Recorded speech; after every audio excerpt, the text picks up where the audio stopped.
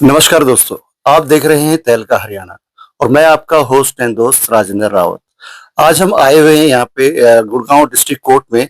यहाँ पे चुनाव का माहौल बहुत ही गर्म है क्योंकि मौसम ठंडी का है, लेकिन अब थोड़ी-थोड़ी जैसे चुनाव की गर्मी बढ़ती जा रही है, ऐसे ही मौसम में भी गर्माहट आती जा रही है।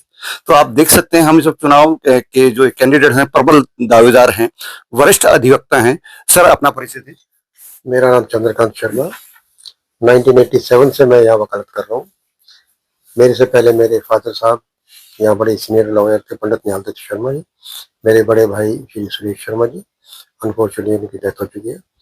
अब मेरे साथ मेरे नए जो बच्चे हैं, मतलब ये परंपरा आप आगे बढ़ा रहे हैं। हाँ जी, बिल्कुल आगे बढ़ा रहा हूँ। जो हमारे फादर साहब ने स्थापित की थी उसको आगे लेके जा रहे हैं। जो उन्होंने आदर्श सिखाए थे, हमारे को दिखाए, जो रास्ता दिखाया उसके चल रहे हैं।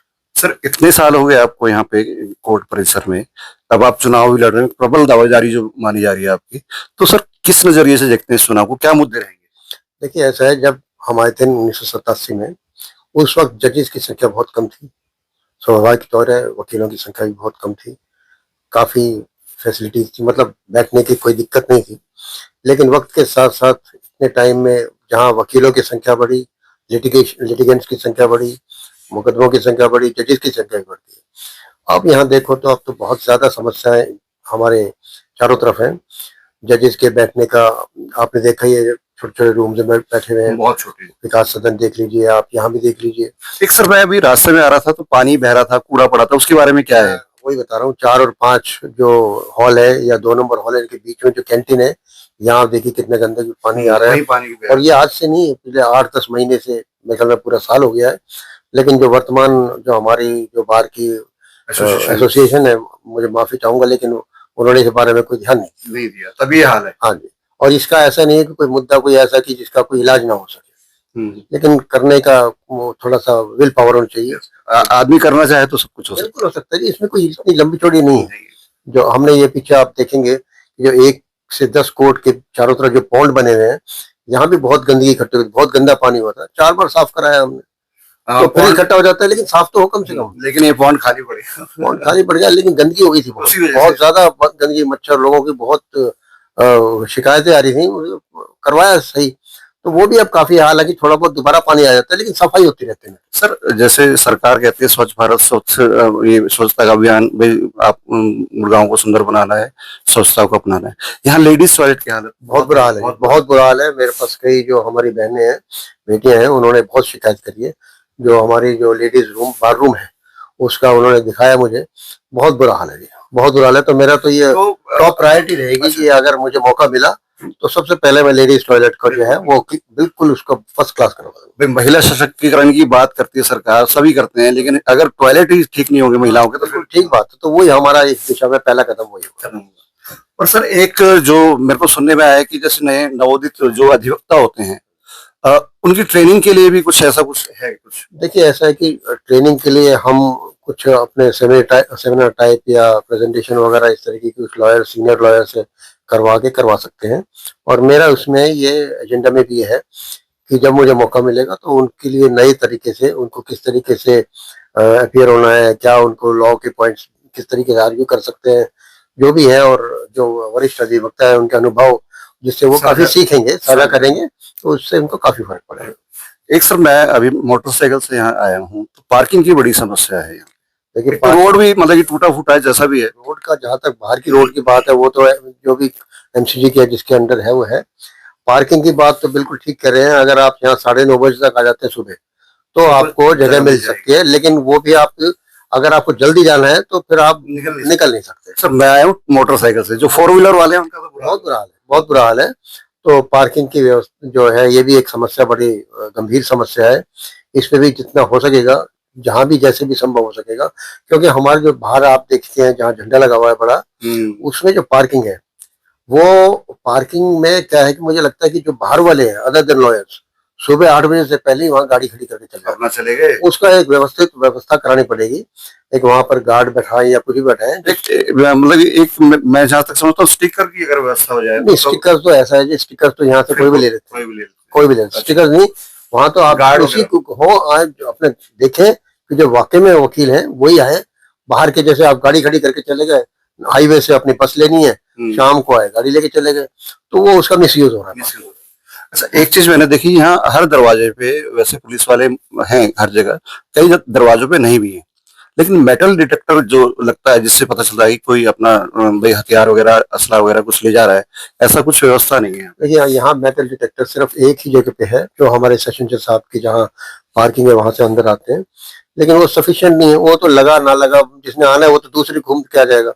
बिल्कुल सही बात है, लेकिन उसके लिए भी अब सरकार से या जो भी एडमिनिस्ट्रेशन है उससे हम निवेदन करेंगे कि वो इस दिशा में भी कुछ। ये तो गुड़गांव है, दिल्ली की कोर्ट में जब बिल्कुल सामने जज के सामने गोली मार सकते हैं, तो फिर कोई सुरक्षा के लिए बहुत जरूरी है ये चीज, ऐसा होना चाहिए और इसकी दिशा में भी हम अपने जरूर कर्म करें।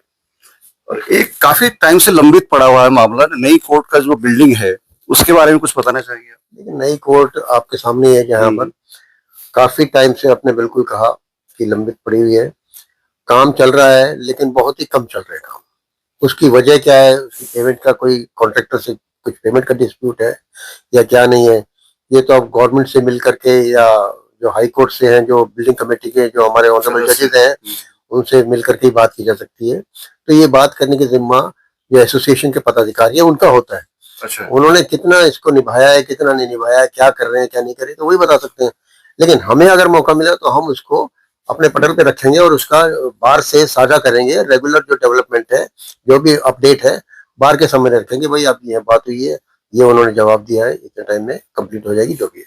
सर, जैसा अभी आप कह रहे हैं कि जो प्रेजेंट एसोसिएशन है, जो बॉडी है, वो काम नहीं कर रही है, ये आप नहीं बोल रहे, ये तो कोर्ट परिसर ही बोल रहा है। कोर्ट परिसर खुद ही बोल रहा है, जहाँ पानी बह रहा है, कूड़ा पड़ा है, टॉयलेट गंदे, वो दिख ही रहा है, वो तो उसके लिए तो कुछ है ही नहीं। तो आपकी मतलब योजनाएं कैसे, मतलब कैसे अमल करेंगे? आपकी पूरी टीम है इसमें या आप बार को साथ लेके चलेंगे ना तो सब कुछ काम संभव है। अगर आप बार को साथ नहीं लेके चलते और अपने 2 जने 5 जने ये सोचते हैं कि आप कार्य करेंगे, तो उससे संभव ही नहीं है। तो हम जब ये करेंगे तो बार को साथ लेके चलेंगे, हर जने को साथ में लेके चलेंगे, हर बिरादरी को साथ में लेके चलेंगे। तो मैं निश्चित तौर पे कह सकता हूँ कि ये कम से कम सफाई का तो मुद्दा नहीं रहेगा बकाया। अच्छा। अगले आने हमारे बाद जो एसोसिएशन है उसके लिए सफाई का मुद्दा नहीं रहेगा। अच्छा, मतलब ये आप छोड़ेंगे ही नहीं? सफाई होके रहेगी, गारंटेड तौर। चलो सर, हम चैनल की तरफ से एक चीज और पूछना चाहेंगे। मैं आ रहा था रास्ते में, ये जैसे आवारा कुत्ते हैं, बंदर हैं, ऐसा कुछ है जैसे? ये इसके लिए मुझे नहीं मालूम कि इन्होंने, क्योंकि कई दफा ऐसे हादसे हुए हैं कि बंदरों ने अटैक किया है। आप मिनी सेक्रेटरीट से आएंगे तो आप गेट के ऊपर बंदर कूदते नजर आते हैं। हॉल नंबर 2 के सामने जाएंगे तो जो शेड है उसके ऊपर से कूदते नजर आते हैं। तो अब ये इसके लिए जो प्रॉपर है, चाहे फॉरेस्ट डिपार्टमेंट को कहा जाए या जो भी है उनको कहा जाए, उसकी ये जिम्मेवारी बनती है। मैं अपने तौर पे मैं अपने तौर पे प्राइवेट तौर पे भी ये कंप्लेंट कर चुका हूँ। अच्छा। लेकिन अब मैं प्राइवेट तौर पे करा है, एक एसोसिएशन की तरफ से जाए तो उसमें फर्क, क्योंकि मैंने देखा है कि 30,000 कोर्ट में भी उन्होंने लंगूर बांध रखा है इसके लिए। जो भी है वो उसका तरीका, जो भी उनको भगाने के लिए, कम से कम कुत्ते को तो भगाए यहाँ से। अब यहाँ आप देखेंगे कोई आते हैं, एक आदमी आता है, वो अपना इस पे मोबाइल के ऊपर और स्पीकर लगा के गाने चलाते रहते हैं, मतलब वो मेंटली डिस्टर्ब है। तो ऐसी चीजों को रोकने की जरूरत है। जो हमारे जो अंदर पुलिस कर्मी बैठे हैं उनकी जिम्मेवारी बनती है कि उसको रोकें। कोर्ट परिसर है, इसका डेकोरम बना रहेगा। बिल्कुल। एक बड़ी समस्या जो देखने को आती है वकीलों के बैठने की, और जो जजेस वगैरह के रूम्स हैं वो भी छोटे हैं थोड़ा। देखिए वो जजेस की जो, जहाँ तक रूम्स की बात है, अभी जो करंट हमारी बिल्डिंग है इसमें तो जो बना हुआ है उससे हो ही नहीं सकता। ठीक है ना जी। अब जो नई बिल्डिंग, वही वाली बात है, जितनी तेज गति से अब नई बिल्डिंग में भी, आप मुझे जैसे पता है, मैं कंफर्म नहीं कर सकता कि जैसे मुझे बताया गया कि 55 जजेस के लिए है, तो 55 तो अभी हमारे हो जाएंगे। तो लेकिन जैसे भी है वहां पर शिफ्ट करें, जितनी जल्दी बने, जितनी जल्दी शिफ्ट हो। जहाँ तक वकीलों की समस्या है, ये तो बहुत ही गहरी समस्या है, बैठने की समस्या है। तो इसके लिए भी हम देखें कि कुछ ना कुछ हमारे नजर में है, उसके लिए हम कुछ व्यवस्था करें नए बच्चों के लिए। तो उम्मीद है कि मौका मिला तो जरूर करें। तो हम तहलका हरियाणा से आपका बहुत बहुत धन्यवाद करते हैं, आपने समय दिया, और शुभकामनाएं देते हैं कि आप जो दावेदारी प्रस्तुत कर रहे हैं उसमें सफल होकर दिखाएं और एक बेहतर कोर्ट का, एक परिसर का जो है निर्माण, उसकी नींव रखें। आपका बहुत बहुत धन्यवाद। धन्यवाद, आप आए, थैंक यू वेरी मच। एक लास्ट में एक थोड़ा सा आपने कहना चाहूंगा कि जो नए अधिवक्ता हैं उनके लिए कुछ संदेश देना चाहेंगे? देखिए, नए अधिवक्ताओं के लिए मेरा संदेश ये है कि वो सिर्फ यहाँ काला कोट, काली पैंट अपने हिसाब से, अपने टाइम से सुबह 9:30 यहाँ आए और कम से कम 4:30 बजे तक रहे। मैं कईयों को जानता हूँ तो 11:30 बजे फोन करो तो अभी बैठे हूँ जी, जिम में हूँ। ठीक है ना, वो नहीं बात है। अगर आपने वकालत करनी है तो आपके सीनियर आपको वकालत इतना ही सिखा सकते हैं, तरीका सिखा सकते हैं, सीखनी उन्होंने खुद ने है। तरीके से आए, टाइमली आए, एक डेकोरम के साथ आए, तो मतलब एक होना चाहिए, वकील लगना चाहिए। वकील लगना चाहिए, वकील की तरह पेश आए, वकील की तरह बात करें। आप प्रॉपर ड्रेस में नहीं आते तो ये चीजें तो ऐसी हैं जो आपको सीखनी पड़ेंगी और उनको अमल करना पड़ेगा। अच्छा शर्मा जी, आपको आपके मतलब कि परिवार का इतना परंपरागत रहा है ये कि भाई वकील, आपके फादर साहब भी थे, सीनियर वकील थे, आप भी सीनियर वकील हैं। तो कई बार क्या होता है कि कुछ लोग ऐसे आते हैं जो गरीब हैं, उनके पास फीस देने के पैसे नहीं है, तो उनके लिए क्या आप कुछ कर? देखिए जी, हमारे पास अगर कोई ऐसा आता है और वो कह देता है कि जी मैं तो इतनी फीस दे सकता हूँ, तो हम उससे जिद नहीं करते। ठीक है भैया, अगर मजबूरी है, जो फीस देने वाले हैं उनसे फीस भी लेते हैं, अच्छी फीस लेते हैं। तो ऐसे जो आते हैं जो मजबूर हैं और वाकई में मजबूर हैं, वाकई में जो तो उनके लिए हम कोई जबरदस्ती नहीं है, उनका पूरे उस मंशा से उनका केस लड़ते हैं, कोई इसमें बात नहीं है। देखिए, मैं अपने सभी भाइयों से, बहनों से, जो हमारे छोटे बच्चे हैं, उनसे रिक्वेस्ट करूंगा कि मुझे चंद्रकांत शर्मा को प्रधान पद के लिए अपने कीमती वोट देकर के सफल बनाए।